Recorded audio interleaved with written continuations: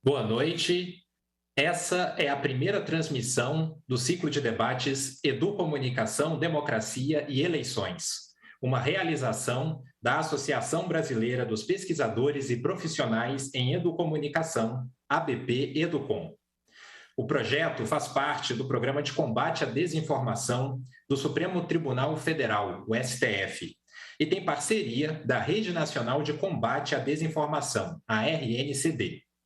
A correalização é do Núcleo Regional da ABP-Educom no Vale do Paraíba e o apoio é do Educom Alto Tietê. Eu sou Felipe Saldanha, pesquisador do Núcleo de Comunicação e Educação da Universidade de São Paulo, o NCE-USP, e diretor de comunicação da ABP-Educom. Essa noite, o tema do nosso debate é Educomunicação, aliada na defesa do Estado Democrático de Direito. Estamos ao vivo para todo o país pela TV Justiça e também pelos canais no YouTube do STF e da ABP-Educom. Quem nos acompanha pela internet pode enviar perguntas e comentários pelo formulário online. O link está na descrição do vídeo. Contamos com interpretação simultânea na língua brasileira de sinais e na transmissão da TV Justiça você tem acesso à opção de audiodescrição. É só apertar a tecla SAP. O Estado Democrático de Direito está previsto no primeiro artigo da Constituição Federal.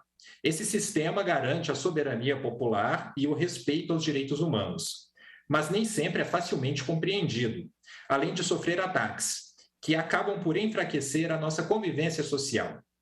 É nesse sentido que a educomunicação se coloca como uma aliada para fortalecê-lo, seja por meio da formação para a cidadania, da difusão de informações confiáveis ou da amplificação das vozes de grupos minoritários. Para falar mais sobre esse assunto, vamos chamar nosso primeiro convidado, o professor da Escola de Comunicações e Artes da USP, a ECA, e presidente da ABP-Educom, Ismar Soares. Ele é doutor e mestre em Ciências da Comunicação, com graduação em Geografia, História e Jornalismo. O professor Ismar fundou e coordenou o NCE e liderou a pesquisa que redefiniu o conceito de educomunicação em 1999. Ele também coordenou e contribuiu com a implementação da licenciatura em educomunicação na ECA. Professor, boa noite, obrigado pela presença do senhor, a palavra é sua. Obrigado, Felipe, pela apresentação e muito obrigado também às entidades que se uniram para que nós pudéssemos, nesse momento, estar juntos para conversarmos sobre educomunicação na defesa do Estado Democrático de Direito. Inicialmente, eu gostaria de dizer que vou semear alguns slides durante a minha apresentação para que, através da ilustração de algumas fotos,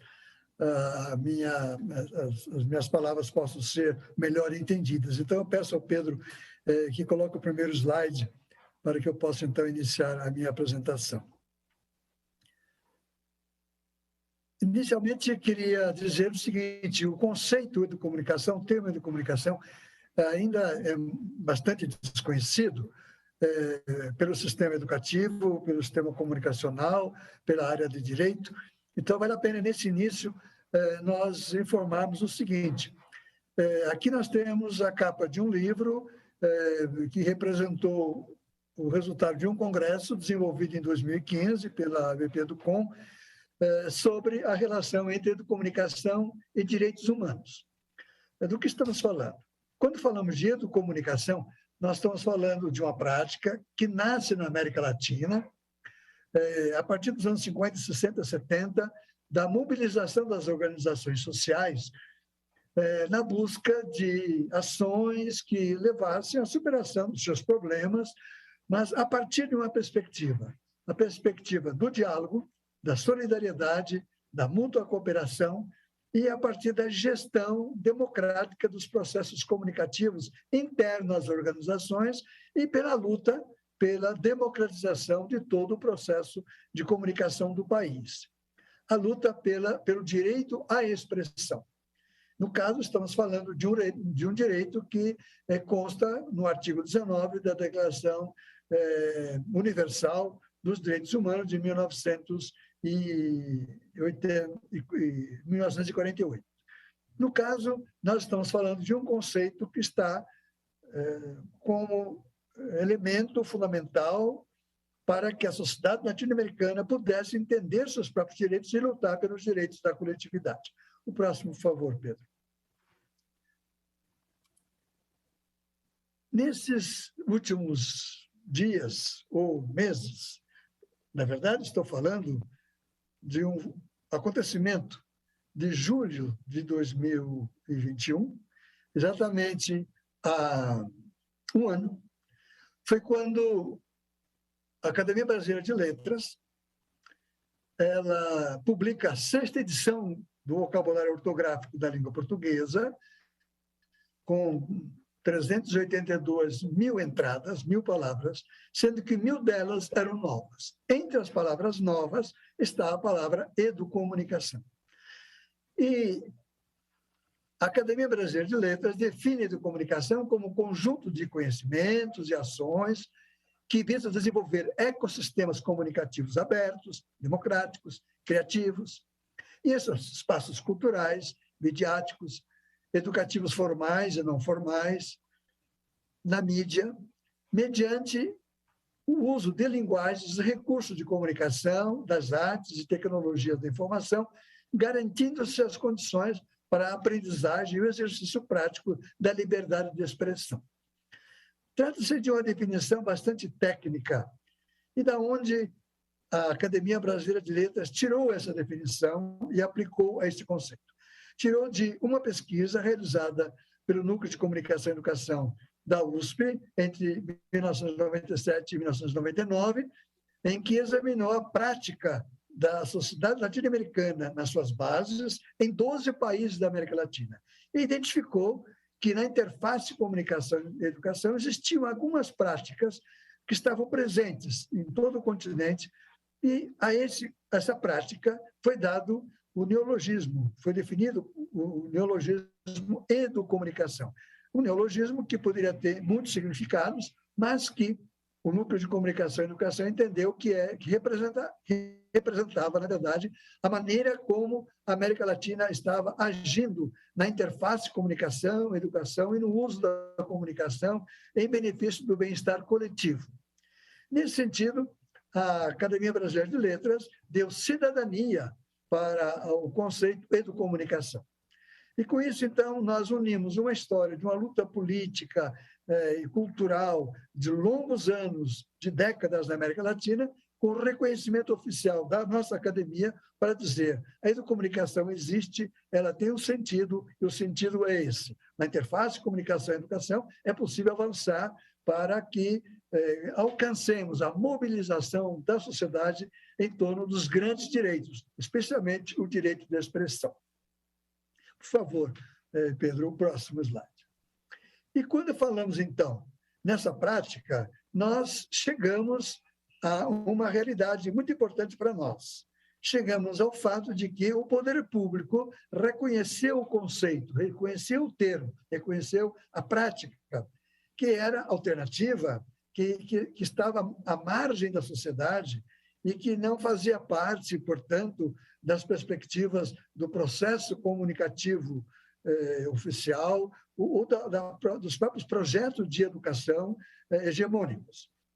Nós estamos falando aqui de um fato importante. Entre 2001 e 2004, o Núcleo de Comunicação e Educação foi convidado pela Prefeitura de São Paulo para levar o conceito da educomunicação, a prática educomunicativa, para todas as suas escolas, na rede pública de educação da cidade de São Paulo. Foram atendidas 455 escolas, da 4ª à 8ª série, e foram formados 11 mil entre professores, estudantes e membros das comunidades. Para que tudo isso? Porque a cidade de São Paulo, as escolas de São Paulo, sofriam de um mal terrível, um mal chamado violência. A violência que levava alunos a conflitarem com os próprios colegas ou com os professores, e a situação que se estabelecia nas escolas tornava difícil o processo pedagógico. A prefeitura estava buscando muitas formas de combater essa violência, inclusive foi criada a Guarda Municipal em São Paulo para cuidar das escolas, por exemplo, e criou-se um projeto chamado Projeto Vida. O prefeito Pita, que foi quem criou esse Projeto Vida, com o objetivo de encontrar maneiras de natureza jurídica, sociológica, antropológica, cultural, que fosse para arrefecer a raiva, o ódio e a briga e a violência nas escolas. E foi quando a Prefeitura de São Paulo, a partir de alguns dos seus professores que haviam frequentado alguns cursos do Núcleo de Comunicação e Educação, identificou que havia um conceito que poderia, quem sabe, colaborar com a Prefeitura.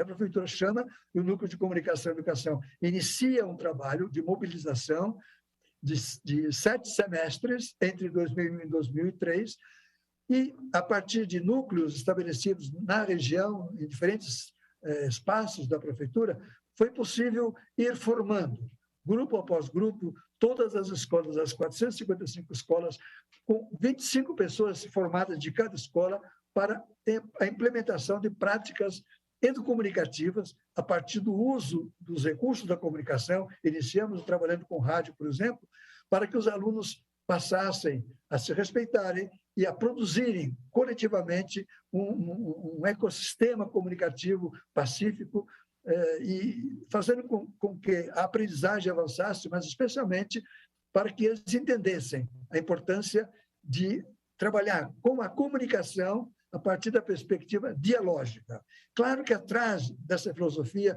está o nosso Paulo Freire e está todos os referenciais que deram início a uma visão nova de comunicação a partir da perspectiva da dialogicidade.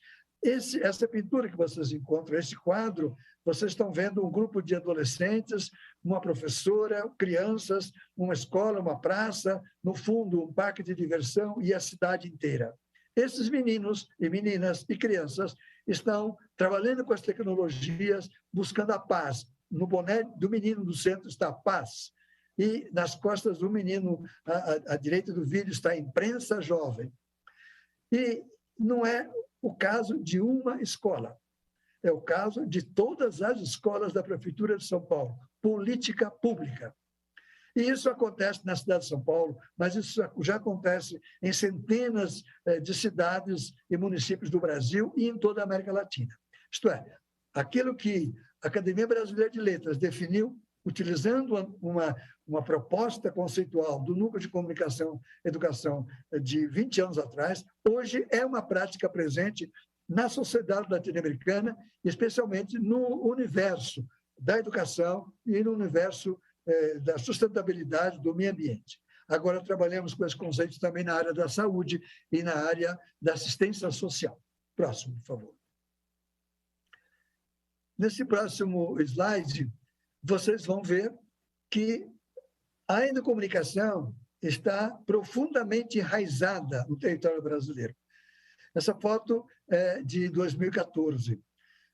Em Santarém, existia uma organização social chamada Saúde e Alegria, que trabalha com saúde e trabalha com cultura e desenvolve um projeto de atendimento para as comunidades ribeirinhas do Rio Tapajós, do Baixo Tapajós. E foi nesse território que, em 2014, me foi dado fazer uma visita pelo Rio, ao encontro de 19 populações ribeirinhas, e constatar que em cada uma delas havia uma torre. Vocês estão vendo na imagem central a torre de transmissão via satélite. E essas crianças que estão aí estão conectadas. E nessa conexão, eles defendem o seu território, eles se conectam entre eles em toda a calha do rio, e eles, então, defendem o meio ambiente a partir da perspectiva da educomunicação. Na verdade, o Ministério do Meio Ambiente adotou o conceito de educomunicação socioambiental, isto é, trabalhar a defesa do território a partir da participação das pessoas usando os recursos da comunicação. No caso aí, estamos em Sorocá, Se vocês pegarem o mapa do Brasil, virem o Rio do Tapajós, vão encontrar Sorocaba. E lá vão saber que existe um polo promotor da prática educomunicativa. Aquilo que é política pública em São Paulo, através do núcleo de educomunicação do município, é política pública também em outras regiões do Brasil. E é política a partir das organizações sociais, no caso, uma ONG chamada Saúde e Alegria.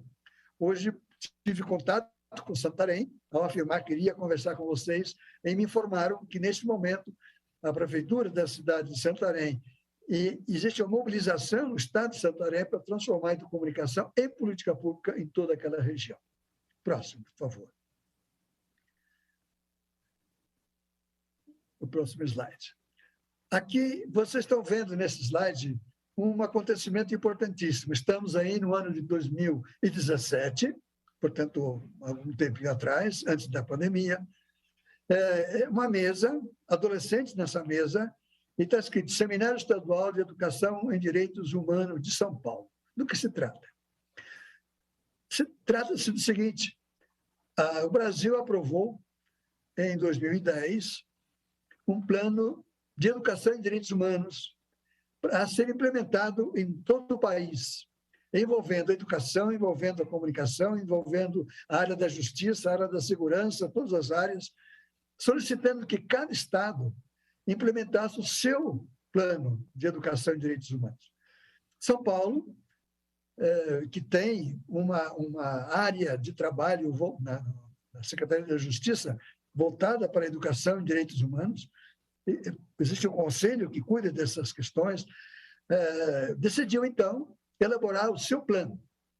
E nas discussões sobre o plano, especialistas foram chamados de todas as áreas que trabalham com direitos, que trabalham com legislação. E aí veio a ideia, por que não trazer a juventude?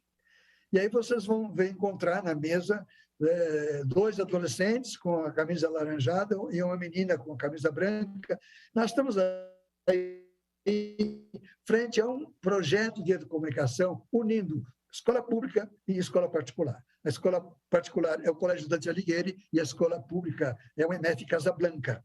E o que aconteceu? Essas duas escolas, privadas e pública, uma privada e outra pública, decidiram trabalhar durante 3 anos colaborativamente a partir da perspectiva da educomunicação. E quando chegou nesse momento, em 2017, esse grupo foi chamado para colaborar na elaboração do Plano de Educação em Direitos Humanos do Estado de São Paulo. E nesse seminário, coube aos meninos e às meninas apresentar suas propostas, que foram incorporadas nas diretrizes do Plano de Educação em Direitos Humanos do Estado de São Paulo. Estamos falando do quê? De um conceito que permite que adolescentes tenham condições de se apresentarem frente aos seus colegas e frente ao mundo dos adultos, em suas diferentes instâncias profissionais, e dizer o que pensam, a partir da perspectiva do uso dos recursos da comunicação, especialmente do reconhecimento do direito à expressão que cada um defende e cada um, então, com isso permite que eles avancem na construção da sociedade. O próximo slide, por favor. No caso, a partir dessa ação, nós vamos observar que na Prefeitura de São Paulo e em outros lugares do Brasil também, um elemento entrou na história das propostas de educomunicação. Era o elemento de olhar para a sociedade contemporânea e desenvolver uma prática que já existia desde os anos 80, da década de 80, que era a chamada educação midiática, ou educação para a mídia, a leitura crítica da informação. E, nesse momento, além de olhar para a mídia, observou-se que a área digital, especialmente a circulação das redes sociais, necessitavam de um olhar muito próximo. E da escola, a questão era a presença das fake news na sociedade e como encarar esse fenômeno.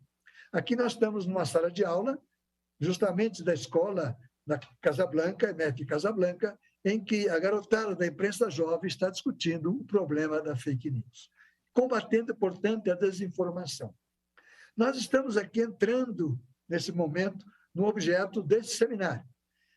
a contribuição da educomunicação para estabelecimento ou para fortalecimento de um Estado democrático de direito a partir do direito de expressão e combatendo a desinformação como um mal que está graçando na sociedade atual.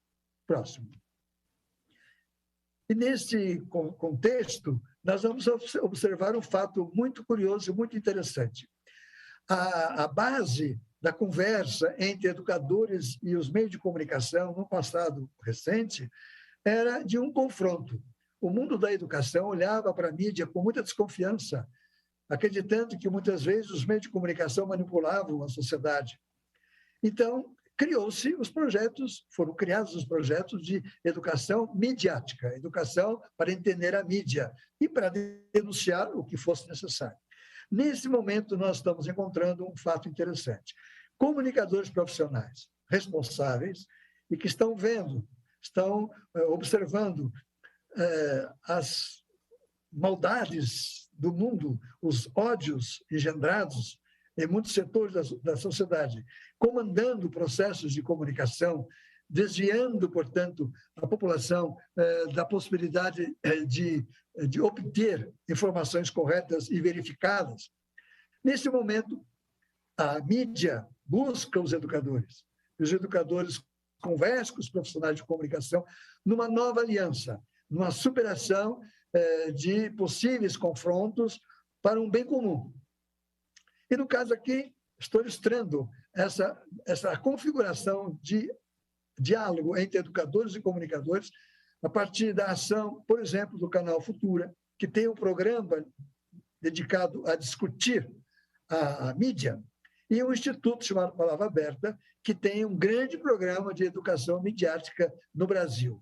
Os dois projetos apresentam um encontro entre a mídia, o sistema midiático, e os educadores, na busca de superação dos problemas relacionados à forma inadequada de fazer comunicação na sociedade e na busca, portanto, para que façamos correções nas práticas comunicativas em vigência a partir de um uso inadequado dos recursos da comunicação em função do benefício coletivo.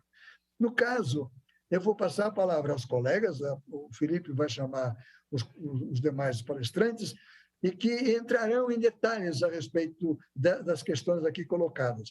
O importante que eu quero assinalar é o fato de que o conceito da educomunicação, que nasce na sociedade latino-americana, que é sistematizada numa pesquisa da Universidade de São Paulo, que ingressa no ambiente educativo através de uma política educacional dentro de um espaço de educação formal, as escolas da rede do município de São Paulo, chegando agora a políticas públicas em outras áreas, especialmente na área do meio ambiente, esse conceito ele é uma ótima forma de nós estarmos estabelecendo uma prática de conversa social em torno de práticas sociais adequadas para a condução do país, na defesa do Estado democrático de direito.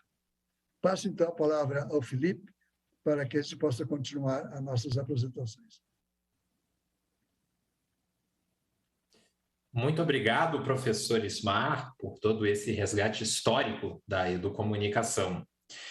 E antes de continuar, eu queria reforçar que quem nos acompanha pela internet pode enviar perguntas e comentários pelo formulário online. O link está na descrição do vídeo. Como o professor Ismar bem ressaltou em sua fala, a educomunicação tem uma profunda relação com os direitos humanos. E essa relação é um pilar fundamental da contribuição que ela pode dar para fortalecer a democracia. E para dar continuidade a essa discussão, vamos chamar nossa segunda convidada, a professora da Universidade Federal de Santa Maria, a UFSM, e associada da ABP Educom, Rosane Rosa. Ela é doutora em Comunicação e Informação, mestre em Comunicação e graduada em Relações Públicas e Jornalismo. Ela também lidera o grupo de pesquisa Comunicação, Educação Intercultural e Cidadania, e se dedica a investigar também comunicação de interesse público, políticas sociais, entre outros temas. Boa noite, professora. Agradecemos sua participação. A palavra é sua. Boa noite, Felipe. Obrigada. Boa noite a todos e a todas. A minha fala, então, agora que o professor Ismar já nos apresentou, né, um pouco do que é a educomunicação, a minha fala eu vou me ater na educomunicação. Pode colocar o slide, Pedro, na educomunicação como um antídoto contra a desinformação. Vejam, eu não estou falando o antídoto, eu estou falando um antídoto, porque trata-se de um ecossistema complexo, né? Nós temos o ecossistema de informação, mas também convivemos com um ecossistema de desinformação, que requer a adesão de toda a sociedade para o combate desse mal contra a democracia. Eu vou começar recuperando brevemente um contexto deste fenômeno, depois vendo as consequências e depois como enfrentamos com a educomunicação. Eu vou recuperar uma citação do Anísio Teixeira, de 1971. Vejam que mais de 50 anos, né? O Anísio, ao refletir sobre as tecnologias e a cultura, ele diz o seguinte, abre aspas: os efeitos das tecnologias sobre as culturas humanas decorrem do fato de termos assimilado as tecnologias sem maior indagação quanto ao poder delas próprias de nos alterar a visão de mundo e nossos propósitos e modos de vida. A aceitação das tecnologias, continua Anísio, como as próprias condições do nosso desenvolvimento mental e material, pôs-nos em situação de completa dependência, senão impotência. E levou-nos ao desenvolvimento da cultura humana como consequência, por assim dizer, automática, do processo de assimilação das referidas tecnologias. Vejam, quantas vezes, quantos momentos da nossa sociedade democrática nós não sentimos uma certa impotência diante do ecossistema de desinformação. Penso aqui que o Anísio Teixeira esteja falando do desequilíbrio entre o poder que foi dado às tecnologias e a pouca responsabilidade pública das mesmas, né? Como que poder sem regulação. Repito, isso era em 1971. Hoje, 2022, vejam a complexidade e a quantidade de novas plataformas que foram surgindo, né? E o quanto, porque em 70 era mais as mídias tradicionais, não é mesmo?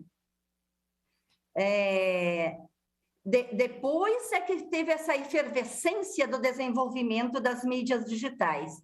Imaginem o Anísio hoje pensando as influências dessas empresas nas sociedades democráticas.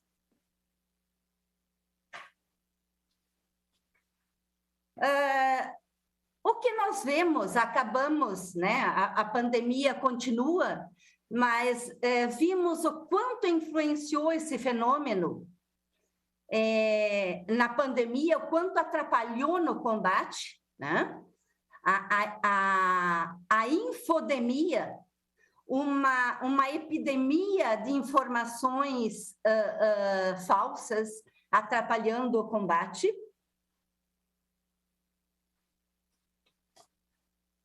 E, recentemente, então, já que a nossa temática é a democracia, as eleições, é bom nos lembrarmos de 2018, né? Eu cito duas pesquisas aqui para recuperarmos esse contexto. Da Folha de São Paulo, de 2018, que identificou que as fake news engajaram 5 vezes mais do que páginas jornalísticas na época das eleições. A ONG Havas, também em 2018, fez uma pesquisa e identificou que 98% dos eleitores do atual presidente foram expostos a notícias falsas. E a maioria, 90%, acreditou que fossem verdadeiras, né? Então, a gente vê aí no slide, verdade, tem o elemento da racionalidade. Penso, logo existo. Agora, a desinformação, também chamada de pós-verdade, predomina o elemento da emoção. Acredito, logo estou certo, né? Confere com os meus valores, logo é verdadeiro, né? Pode passar, Pedro. Então, nós temos com as plataformas digitais, um modelo de negócio que se baseia em cliques e interações, né? É assim que faturam. Então, nesse aspecto, se a pesquisa mostrou que a desinformação foi acessada 5 vezes mais do que a informação jornalística, então a desinformação é um negócio rentável, né? Pode passar, Pedro.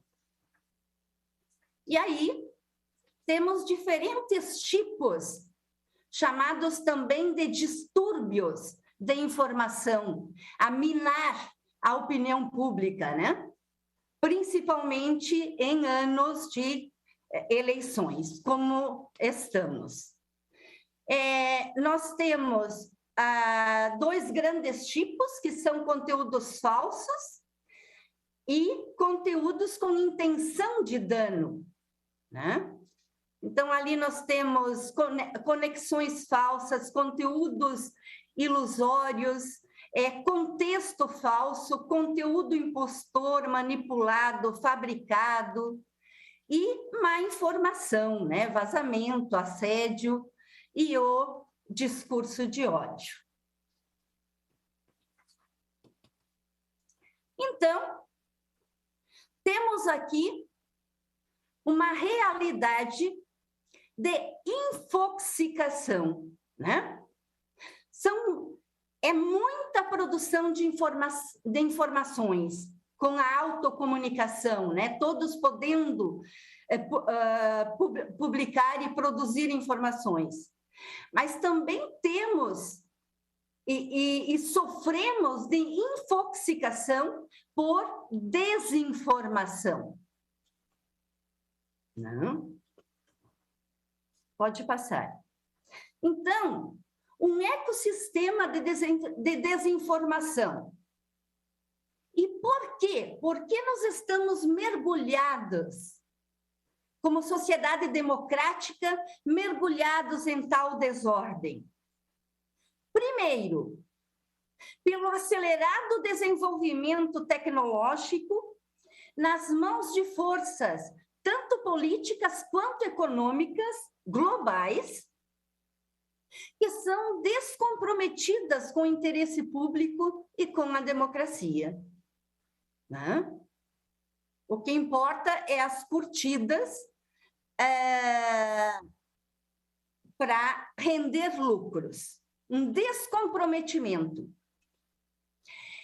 Segundo aspecto que nós poderíamos levantar, o acesso, a popularização das tecnologias chegou antes de políticas públicas educativas e comunicativas para o uso e apropriação adequada, crítica, ética das mesmas.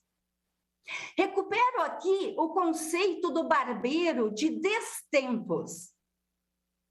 Quer dizer, há um destempo entre o avanço das tecnologias, o acesso, a facilidade de acesso, com a educação para esse uso apropriado, civilizado. Manuel Castells fala da autocomunicação de massa, né? Que as tecnologias nos facilitaram, permite a todos a autocomunicação de massa, o exercício do contrapoder, né? É claro que isso é muito positivo. É claro que o contrapoder também é exercido contra as forças hegemônicas, contra o monopólio midiático, mas está ocorrendo também que essa autocomunicação, esse contrapoder, está sendo utilizado para atacar as instituições democráticas e a própria democracia. Pode passar, Pedro. Então, segundo Marcondes Filho, esse fenômeno da desinformação é uma forma contemporânea de dominação que veio substituir o discurso racional e republicano, né? Potencializado pela internet.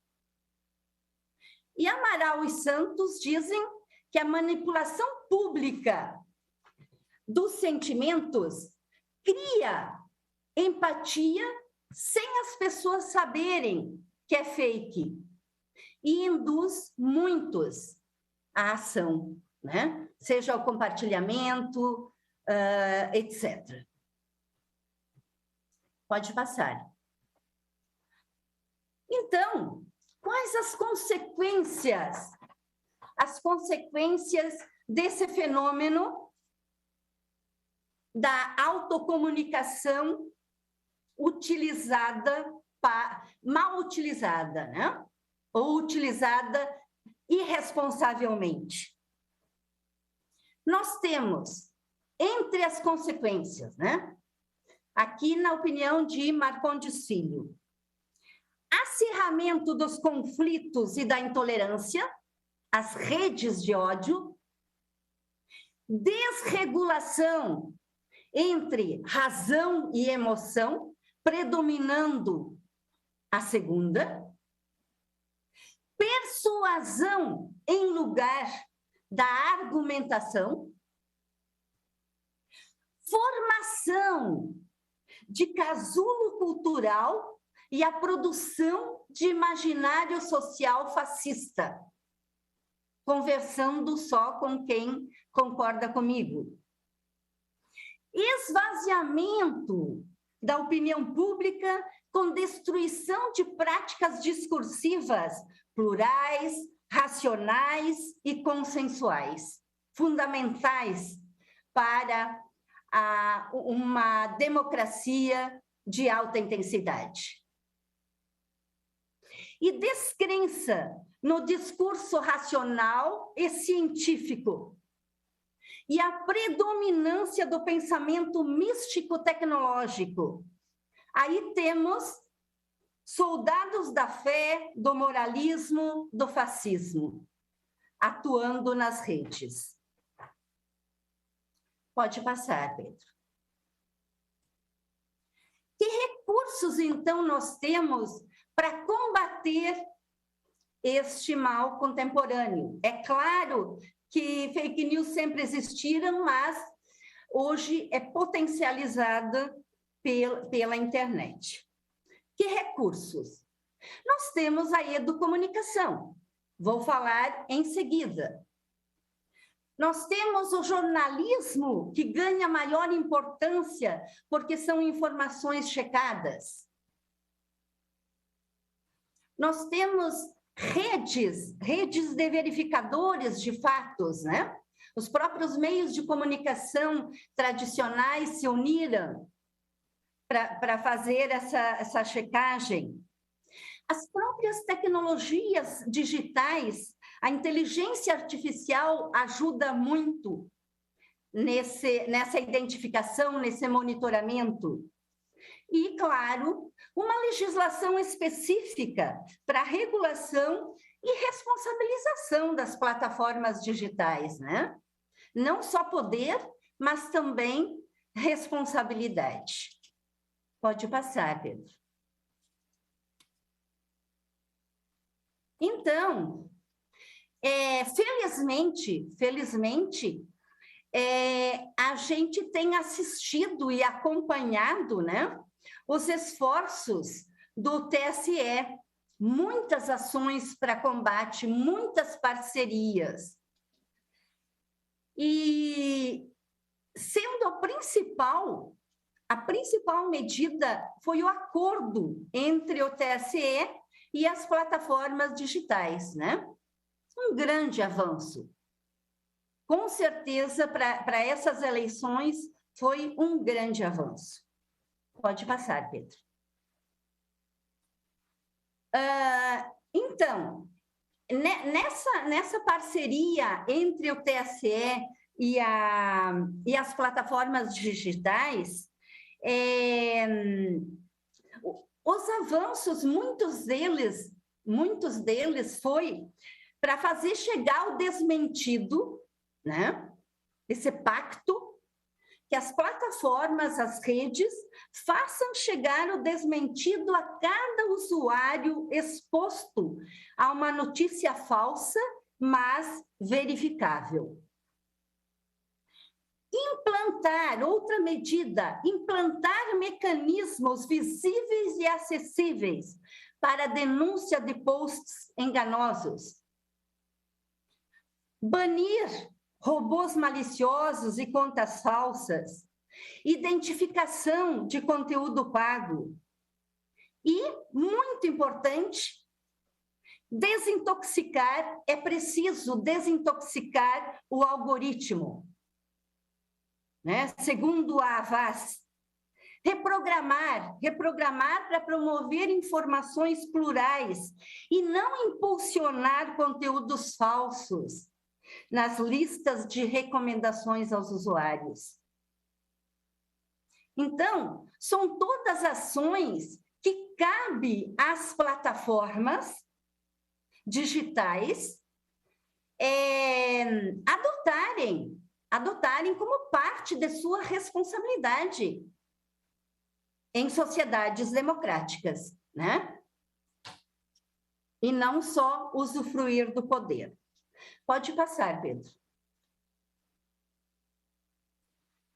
É interessante nós recuperarmos uma enquete do Unicef com a Viração, agora no primeiro semestre, abril de 2022, que revela que a maioria, 64% dos 3.000 adolescentes participantes de 15 a 17 anos pretende votar nas eleições de outubro. E mais, 9 em cada 10 acreditam que o voto tem poder para transformar a realidade. Mas poder esse, nós que somos da educomunicação e quem trabalha com comunicação pública, comunicação política também sabe, poder esse que requer que as pessoas estejam bem informadas. Nosso foco de interesse da educomunicação, obviamente, não é em quem irão votar, mas contribuir para que esse poder interventivo e democrático, por meio do direito ao voto, se efetive, à luz de informações confiáveis. Pode passar, Pedro.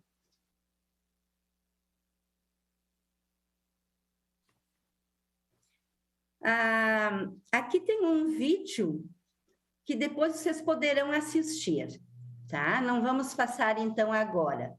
Pode passar em frente, para não extrapolar também o tempo. Então, nós podemos dizer que a democracia está no DNA da educomunicação. Por quê? Porque a educomunicação fundamenta-se na radicalização do diálogo e da participação, com base em Freire e Kaplun. A educomunicação, nós, educomunicadores, nos empenhamos na defesa do direito humano à comunicação, direito à liberdade de expressão, mas com responsabilidade, criticidade e pluralidade. Isso porque o nível de intensidade democrática de uma sociedade está diretamente ligado ao nível da democratização da comunicação que ocorre nessa mesma sociedade.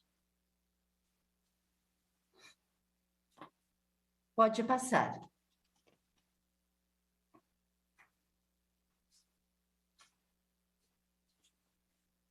Pode passar, Pedro.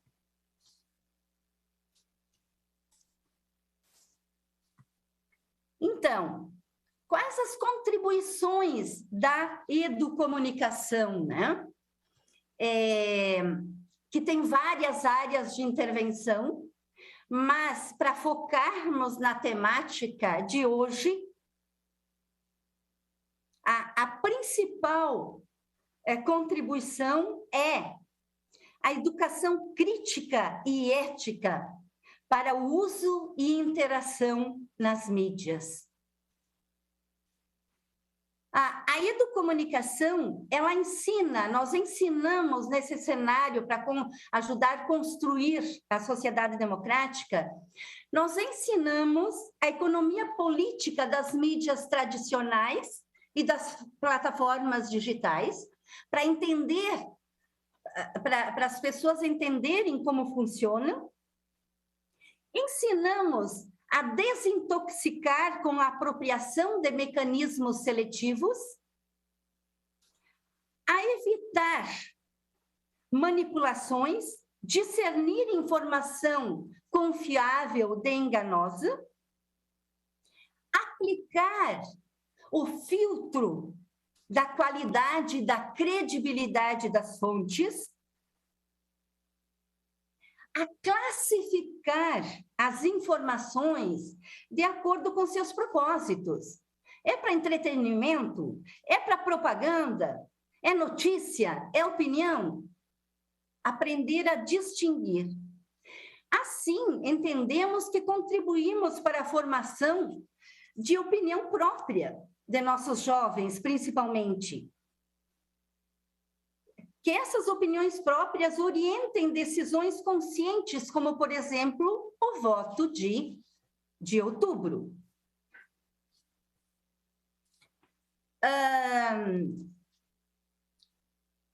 Eu tenho trabalhado há mais de 15 anos com projetos em escolas de periferia, e os 4 cursos de comunicação da UFSM, onde os estudantes de comunicação, sob a minha supervisão e de outra colega, né, trabalham a educomunicação em escolas públicas da periferia de Santa Maria.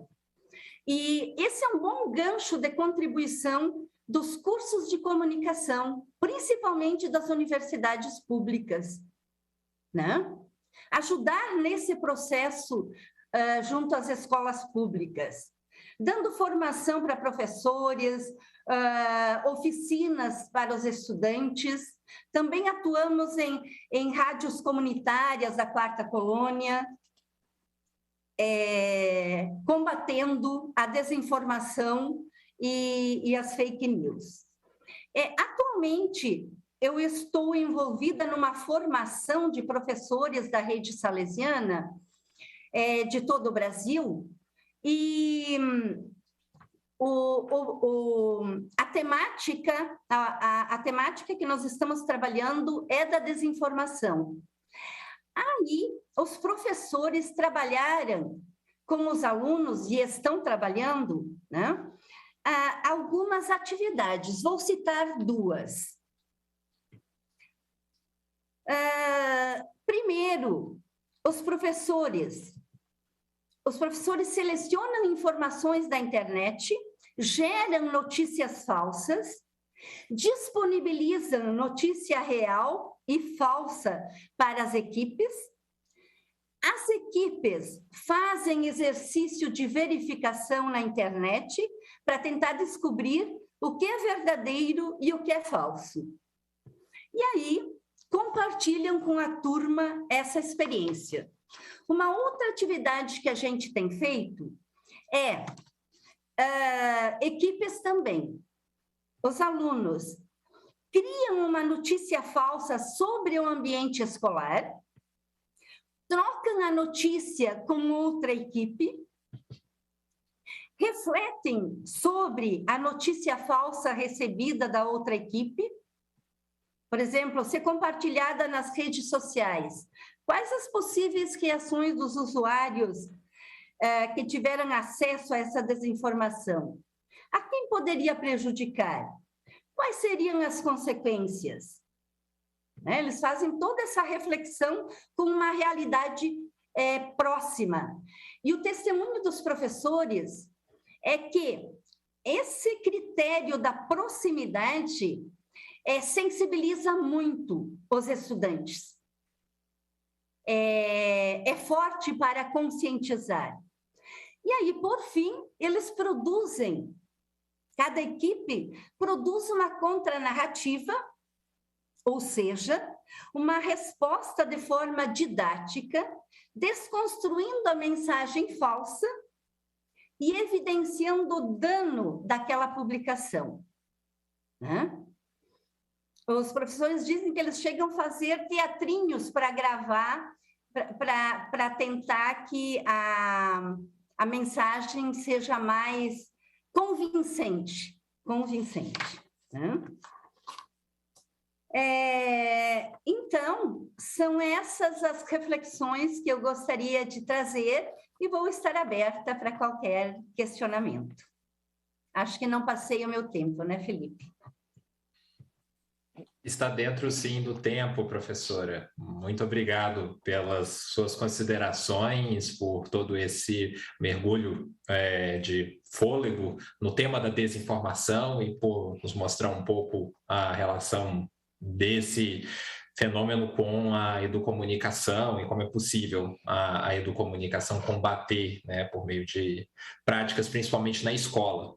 Na parte das perguntas, a gente vai falar um pouco mais sobre isso, que a gente já está recebendo aqui alguns questionamentos da audiência justamente a respeito da educomunicação no âmbito escolar, mas isso vai ficar mais para o final aqui do nosso debate. Obrigado novamente, professora. E agora, para fechar essa rodada de apresentações, nós vamos um pouco além da educomunicação e para analisar um panorama mais global. Qual é o papel das ciências da comunicação como um todo no Estado Democrático de Direito? Pensando nessa questão, chamamos o professor da Universidade de Brasília, UNB, Fernando Oliveira Paulino. Ele coordena o Laboratório de Políticas de Comunicação, LAPCOM, UNB, e o projeto Comunicação Comunitária. Ele também é presidente da Federação Brasileira de Associações Científicas e Acadêmicas da Comunicação, a SOCICOM, a qual a ABP Educom é filiada, e é vice-presidente da Associação Latino-Americana de Investigadores da Comunicação, a ALAIC. Professor Fernando, boa noite, obrigado por estar conosco e a palavra é sua. Muito obrigado, Felipe, é uma honra estar aqui conversando com os colegas, conversando de alguma maneira com as pessoas que acompanham ao vivo ou posteriormente este debate que é essencial, especialmente nesse momento que vivemos. Eu fiz aqui alguns apontamentos que eu vou me guiar, especialmente para apresentar algumas propostas e questões ainda mais relacionadas à educomunicação e à desinformação. Mas antes vou tentar responder essa questão que você me apresentou, Felipe, pensando justamente em como apresentar, sistematizar algumas ideias ligadas à comunicação e a aplicação delas, desses conceitos, sobretudo, no debate contemporâneo que nós temos dentro e fora do Brasil. Mas antes de falar, então, desses tópicos, né, eu queria também saudar o STF, a TV Justiça, nesses seus 20 anos, né, por essa oportunidade.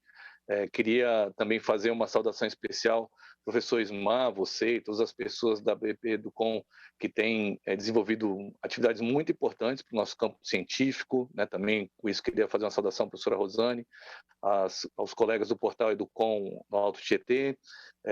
Queria dizer que é realmente muito tocante estar aqui nesse evento do programa de combate à desinformação, e com isso também saúdo aos colegas da RNCD, né, na Rede Nacional de Combate à Desinformação, e também para fechar essa iniciação, né, que não poderia deixar de fazer menção aqui ao nosso agradecimento às intérpretes que estão traduzindo, né, o que a gente fala, versando o que a gente fala para Libras, e também toda a equipe envolvida na produção, né, em nome do Pedro, que está aqui entre nós, do cerimonial do STF, queria também deixar o meu agradecimento às pessoas que estão envolvidas na produção desse evento, que acho que alcança ainda mais repercussão e necessidade nesse momento que nós vivemos, do que a gente tem costumado chamar de dupla pandemia, né? Porque, por um lado, há nitidamente uma pandemia sanitária que restringe nosso acesso à informação, cria infodemia, né, como a professora Rosane acabou de falar,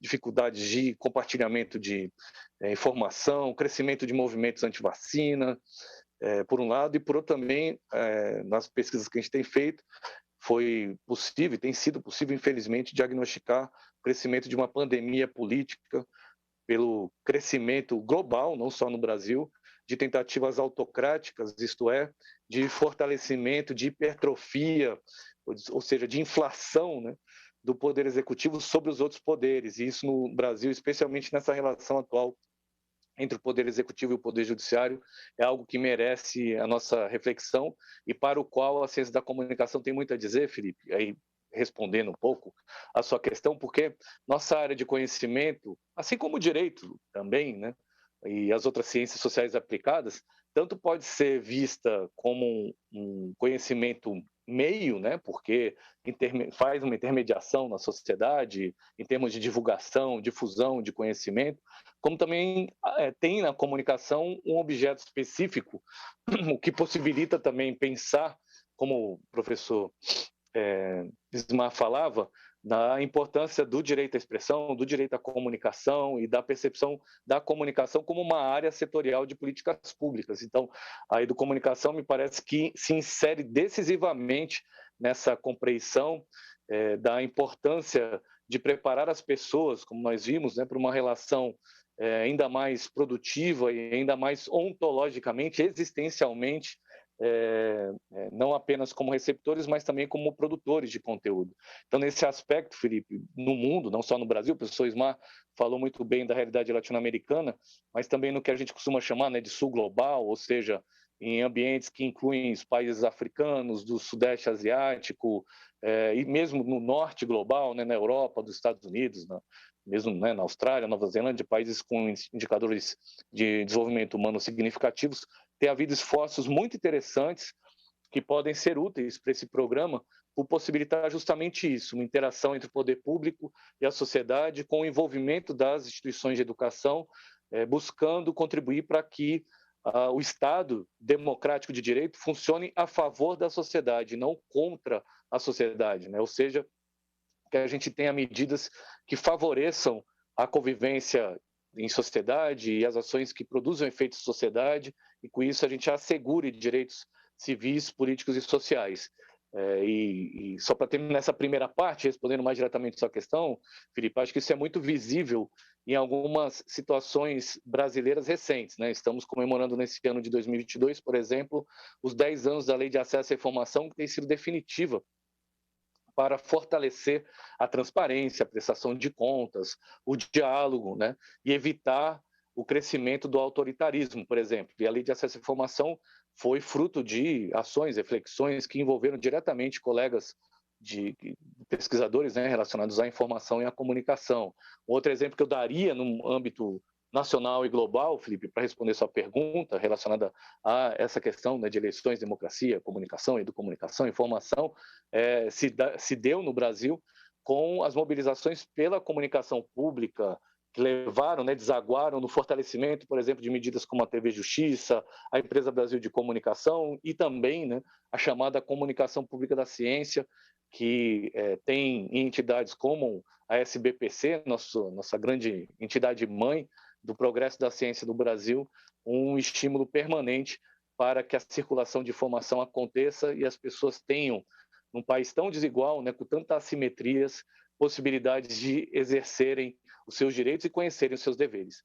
Agora, agregando algumas reflexões para essas tentativas de resposta para a sua pergunta, Felipe, que nos motiva nesse nosso debate, acho que é importante pensarmos, né, na complexidade, na multiplicidade e na multidimensionalidade relacionada ao conceito de desinformação e, por que não, de educomunicação. Então, para fechar aqui minha apresentação, nessa segunda parte, eu vou tecer alguns comentários sobre essas características, na expectativa de que as pessoas também enviem ponderações, questões ao vivo, né, pelos canais que se estabeleceram, e também, se a pessoa estiver assistindo esse debate posteriormente, assincronicamente, como se diz hoje, eu convido a interagir com a gente, no mínimo pelo meu e-mail, já deixo aqui à disposição, é fácil de memorizar, paulino@unb.br, Paulino, meu sobrenome, @unb, de Universidade de Brasília.br. Então, falando um pouquinho da complexidade do conceito de desinformação e a relação dele com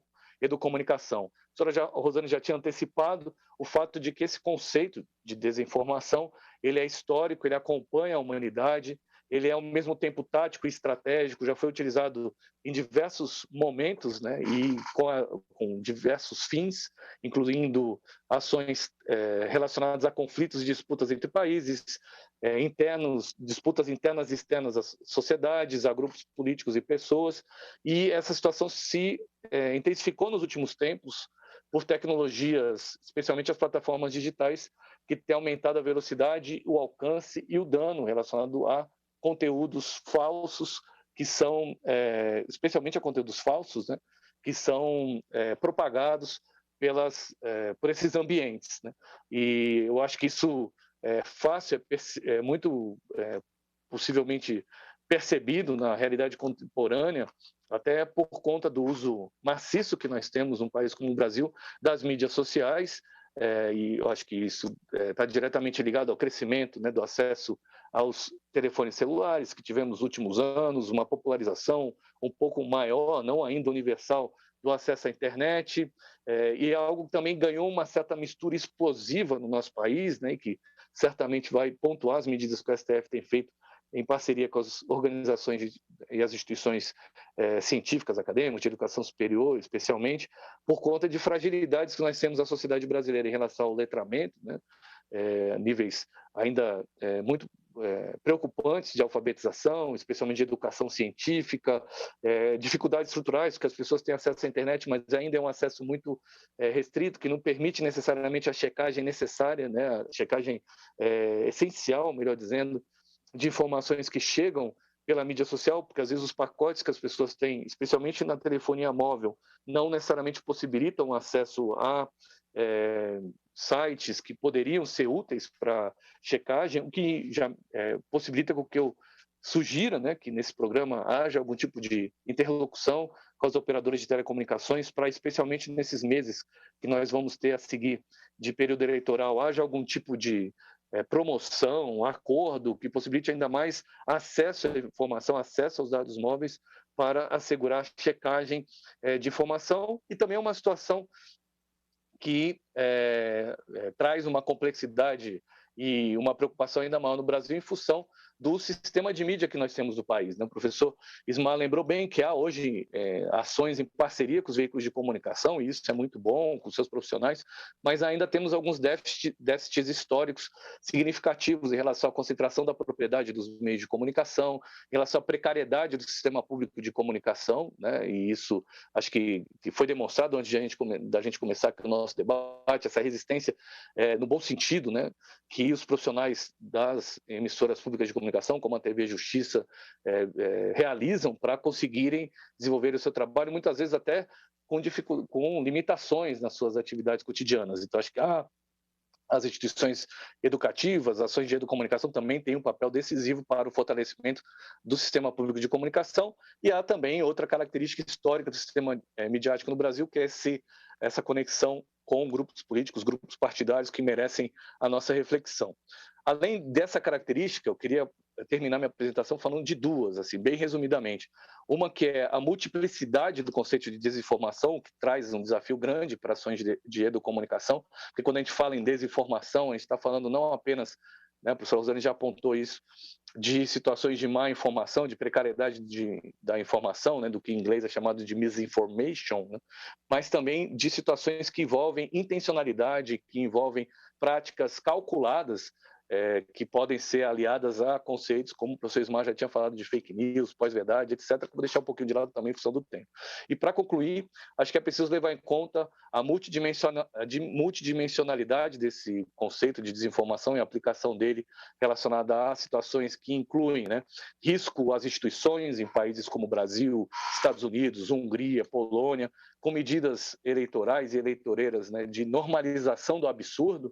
Acho que a gente tem que discutir isso ao longo dos próximos meses, né, essas ações e discursos que, por dentro do sistema, como muitas pesquisas têm demonstrado, né, acabam por tentar minar o sistema, o que implicaria no desenvolvimento de ações ainda mais intensificadas a curto, médio e longo prazo para a promoção da comunicação e da democracia. A exemplo deste debate, que eu sugiro aqui fortemente, né, que o STF e seus parceiros verifiquem a possibilidade de que ele aconteça diariamente, né, especialmente durante o período eleitoral.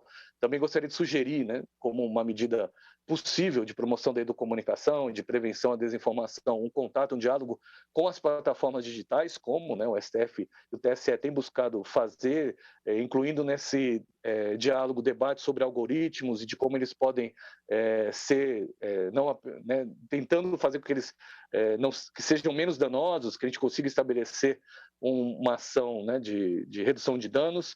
Queria também fortalecer a ideia, né, das parcerias com instituições de educação, ações também que incluam entidades científicas e acadêmicas da área da comunicação e de outras áreas, incluindo educação, direito, né, as universidades, faculdades, que de alguma maneira podem participar desses esforços. Queria também sugerir, como, né, foram sistematizadas aqui antes da minha fala, medidas com instituições de educação média e fundamental, Acho que há pelo Brasil algumas experiências de norte a sul, de leste a oeste, como o professor Ismar falou. No nosso caso aqui no DF, a gente tem feito algumas atividades no Distrito Federal e em regiões administrativas como a Fercal, Planaltina, Sobradinho, Paranoá, que tem fortalecido, acho que, o diálogo e a percepção da prevenção à desinformação e fortalecimento da democracia, e também, incluindo aqui na nossa discussão, a comunicação escolar. E, nesse sentido, acho que poderia ser muito útil que o STF pensasse na possibilidade de desenvolver,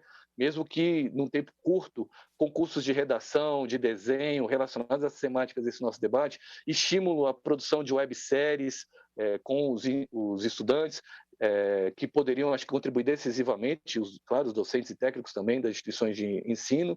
Queria também sugerir fortemente, né, parcerias com instituições e associações profissionais e corporativas, especialmente pelo que aconteceu no último final de semana. Acho que é essencial envolver os empresários nessa discussão, e no âmbito da comunicação, entidades como a ABERT, a NJ tem muito a dizer, para que a gente consiga contribuir com atividades de corregulação, autorregulação no curto e médio prazo, e futuramente também de regulação, levando em conta, Felipe, práticas internacionais, comparando-as, né, e trazendo parâmetros para a realidade brasileira e, consequentemente, também envolvendo grupos sociais, artísticos e culturais nessa mobilização para, juro que é meu último slide imaginário aqui, Felipe, contribuir para que o poder público atue em parceria com a sociedade e que a gente consiga fortalecer a democracia, né, e diminuir as possibilidades de risco para a nossa convivência institucional e para o presente e o futuro do país. Muito obrigado. Nós que agradecemos, professor Fernando. Aí no final da sua fala, o senhor colocou praticamente um plano de ação para nós, várias possibilidades de intervenção concreta que os atores sociais podem adotar nessa luta, né, em defesa da democracia. Então, agradeço muito essa rica contribuição, agradeço também todas as colocações, né, que posicionam a educomunicação como mais uma vertente das ciências da comunicação, e na sua fala também acho que fica bem claro, como o senhor bem colocou, a comunicação ela é um objeto de estudo privilegiado dessa grande área das ciências da comunicação, e são muitas as contribuições, tanto no campo teórico quanto prático, que a gente tem a fazer para a defesa da democracia. Então, agradecemos muito, professor Fernando. E daqui a pouco nós vamos responder as perguntas que estão sendo enviadas pelo formulário online. São muitas perguntas, então, infelizmente, a gente não vai conseguir responder todas elas, a gente vai fazer uma seleção. Apesar do adiantado da hora, me avisaram aqui nos bastidores que a gente vai conseguir aí um tempinho extra para que a gente possa finalizar, né, essa parte aqui do nosso debate, essa parte mais interativa. Mas antes de partir para as perguntas, queríamos apenas, antes, fazer um anúncio especial para quem está nos assistindo e tem interesse nas temáticas que estamos debatendo. O Núcleo Regional da ABP Educom no Vale do Paraíba promove, também como parte do Programa de Combate à Desinformação do STF, o curso Educomunicação em Tempo de Eleições, reflexões e proposições para fortalecer a participação cidadã. A formação será ofertada gratuitamente, terá foco nos professores da educação básica e ocorrerá virtualmente entre os meses de agosto e setembro, com aulas síncronas e assíncronas. Nós estamos fazendo agora o lançamento nessa live, então as pré-inscrições já estão abertas e o formulário está disponível no site da ABP Educom. Então anote aí o link abpeducom.org.br. Repetindo, abpeducom.org.br. E agora sim, vamos então às perguntas e comentários enviados pela audiência por meio do nosso formulário.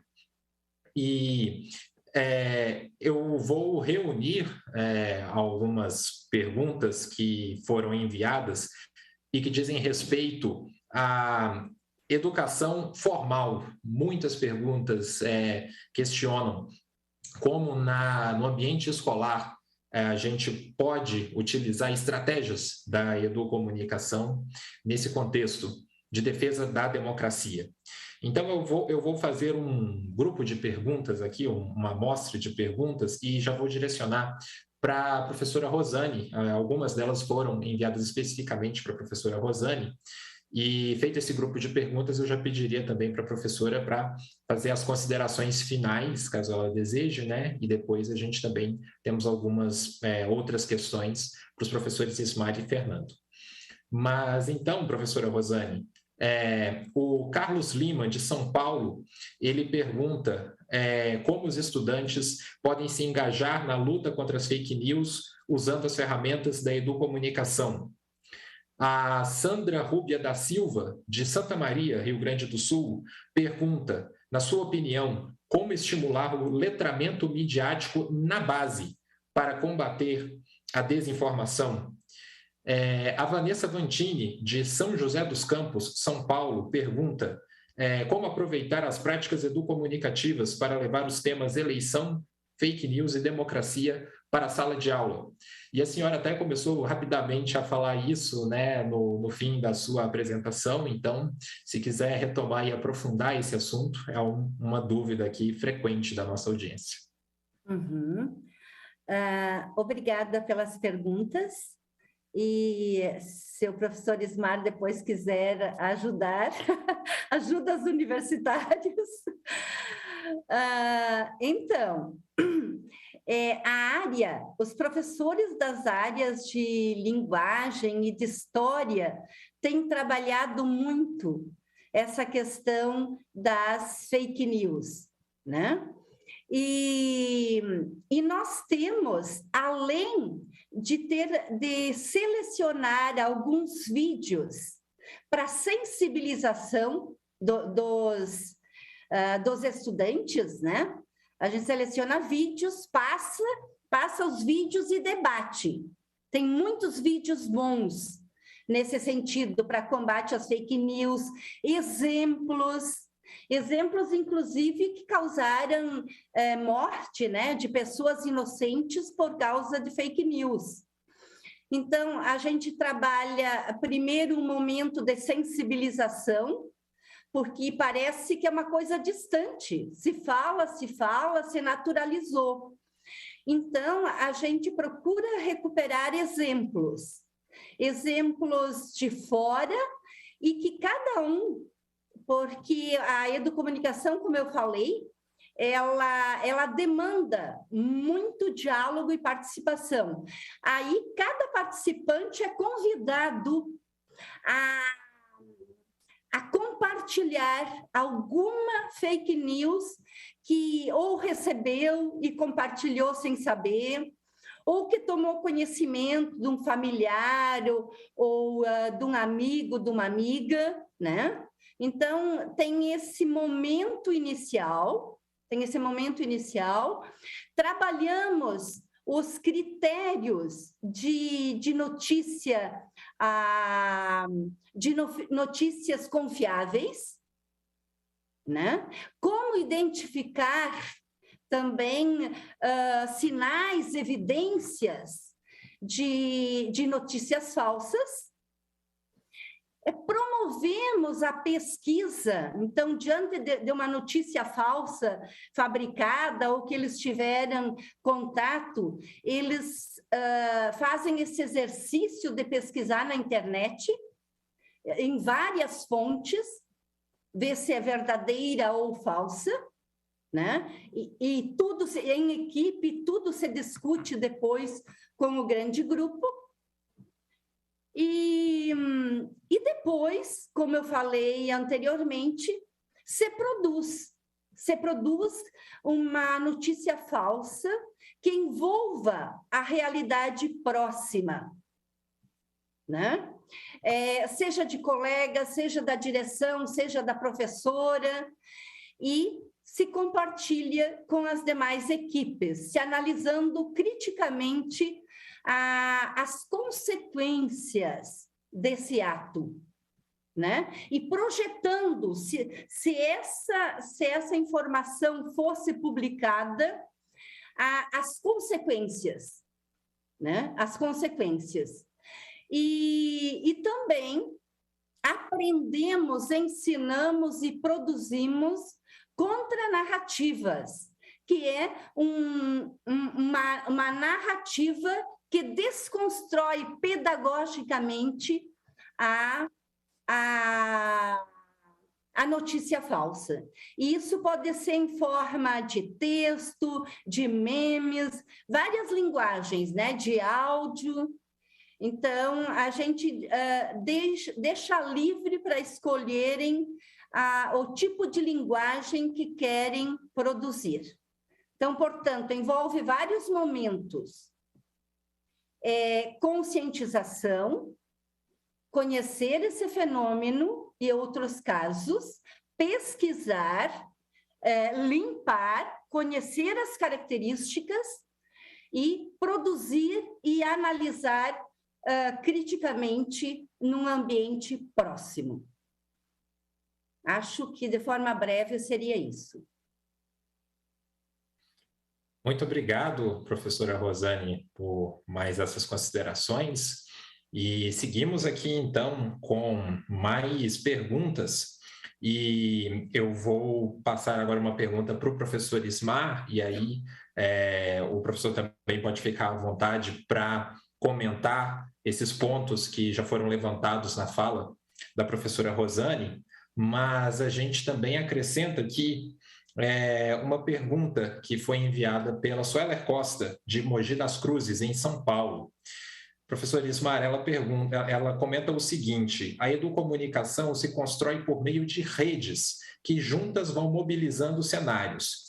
Quais orientações poderíamos passar para aqueles que vêm lutando para articular políticas públicas junto às instâncias governamentais, sobretudo nos âmbitos regionais? Então, uma questão sobre políticas públicas, informações de rede. Depois o professor Fernando também pode comentar, caso deseje, também é uma área que ele tem bastante domínio, mas, professor Ismar, a palavra é do senhor. A pergunta da Suelen é muito interessante. Na verdade, nós, até este momento, nós estamos preocupados, inclusive na reflexão da professora Rosane, em detectar procedimentos para fazer frente a uma questão urgentíssima. Nós temos uma eleição daqui a 3 meses, nós temos a proliferação de fake news, então a necessidade de ter instrumentos rápidos para que nós possamos mobilizar a nossa juventude, a nossa infância, nossos jovens, no sentido de buscar informações corretas. E a pergunta da Sueli aponta para o fato de que a urgência do que temos agora aponta para a necessidade de nós termos um plano futuro, né? Um plano de vida social, de vida política para os anos vindouros. E aí existe uma questão fundamental que é como envolver professores e alunos, por exemplo, se falamos de escolas, como os agentes culturais, se falamos de organizações sociais, em práticas mobilizadoras em torno ao problema do direito à informação, verificada e da obrigação de verificar a informação para transmiti-la. No caso, essa mobilização se dá a partir do momento que essas crianças, esses jovens, constroem projetos políticos para si e para o país. Isto é, o que eles pensam a respeito do poder, o que eles pensam a respeito da política, o que eles pensam em termos de Brasil. E, nesse sentido, um olhar para o futuro significaria que país vocês querem para vocês mesmos. E a questão da rede é importante porque não é uma discussão isolada, não sei discutindo aqui, é o Brasil discutindo. E aí, hoje nós temos recursos e condições, as próprias tecnologias nos possibilitam de colocar-nos em conexão, de colocar-nos em movimento. Hoje, por exemplo, volto a fazer referência ao contato com Santarém. A questão que se colocou nessa conversa era como crianças e jovens de Amazonas, da região amazônica, podem estar em contato com crianças e jovens de outras partes do Brasil para discutir temas de interesse para o país e para esses próprios jovens em relação ao seu futuro. Isto é, existe uma questão aqui de motivação. Por que eu vou lutar por questões, por notícias dignas ou fiéis ou verificadas? Porque eu tenho um plano, tenho uma política, eu quero interferir. E isso se faz a partir do momento em que eu sei que existe sócios nesse processo, que existem outros jovens do Rio Grande do Sul, Rio Grande do Norte, né, do Acre ao Piauí, Mato Grosso. Isto é, jovens que estão vivendo dada a realidade e que podem intercambiar entre eles informações sobre o país que eles querem. A educomunicação facilita isso, ou oferece subsídios para que isso aconteça, e as tecnologias facilitam que esse procedimento ocorra. Mas para que isso aconteça, é preciso que construamos projetos políticos, a partir da nossa base, porque somos cidadãos políticos e podemos intervir na polis, e polis para nós é o Brasil de hoje. Então, nós necessitamos politizar as práticas educativas, no sentido que a palavra tem, a preocupação com a polis, a preocupação com a vida, a preocupação com os grandes projetos.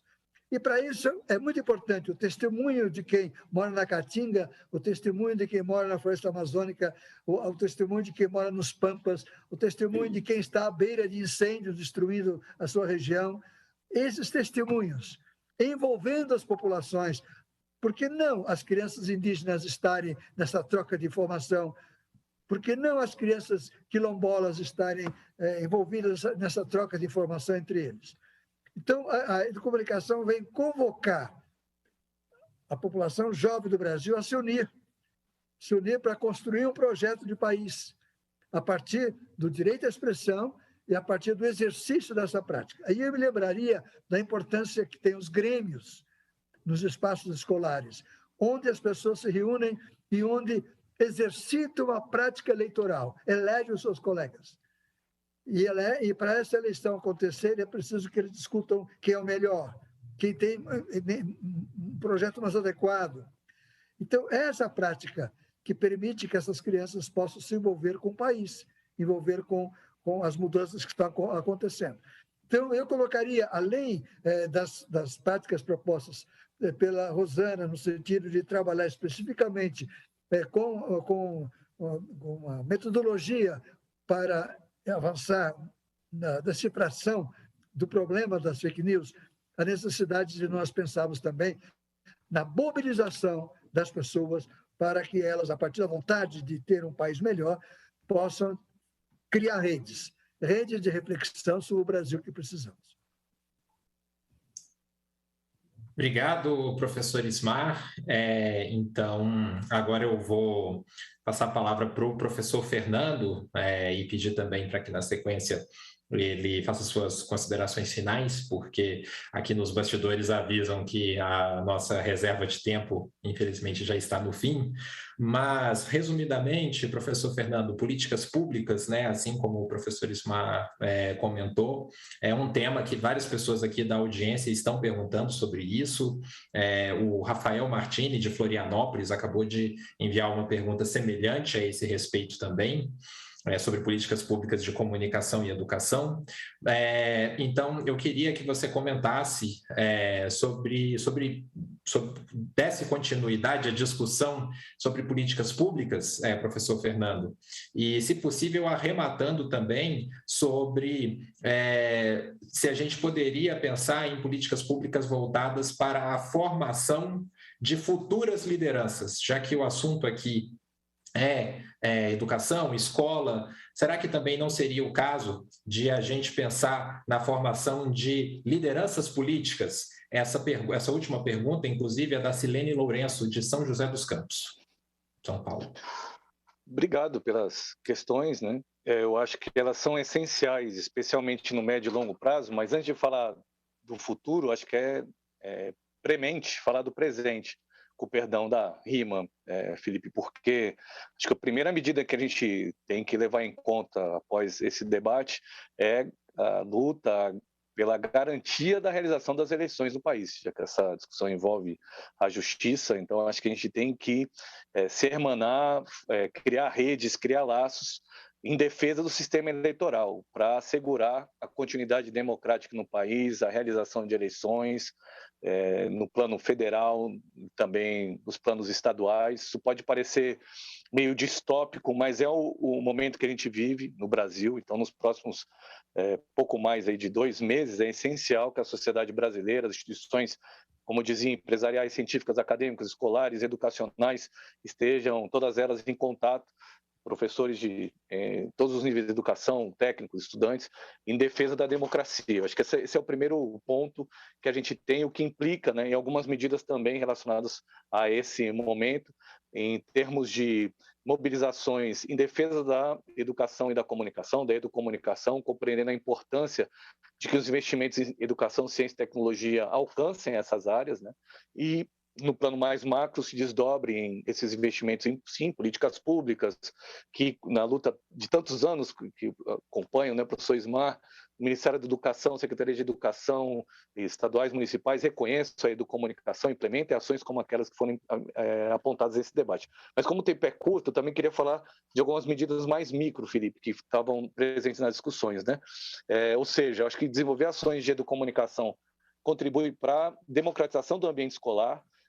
Isso envolve, né, a convocação de vontade de crianças e jovens e compreendendo-os não apenas como receptores de conteúdo. Acho que é fundamental compreender os jovens e as crianças como produtores de conteúdo, o que significa, sim, estou completamente de acordo, envolver os grêmios, os antigos jornais escolares que hoje se desdobram em blogs, perfis nas mídias sociais, valorizando, né, essas medidas. Eu queria, com isso, também fazer uma saudação aos meus professores do meu ensino fundamental, lá na Escola Cacilda Beca, no Jabaquara, e no Ipiranga, o pessoal da Escola Técnica Estadual Getúlio Vargas, porque me ensinaram muito em relação a isso. Acho que pelo Brasil são inúmeras experiências nessa direção, promovendo debates nesse período eleitoral, porque educação também é política, e consequentemente também contribuindo para o fortalecimento da checagem das informações que são veiculadas, recebidas e produzidas, e também com isso contribuindo com a circulação de informação no Brasil. Felipe, eu juro que é meu último slide, porque há ainda o deserto de notícias significativos, né? O Atlas da Notícia tem demonstrado isso, e as ações de comunicação escolar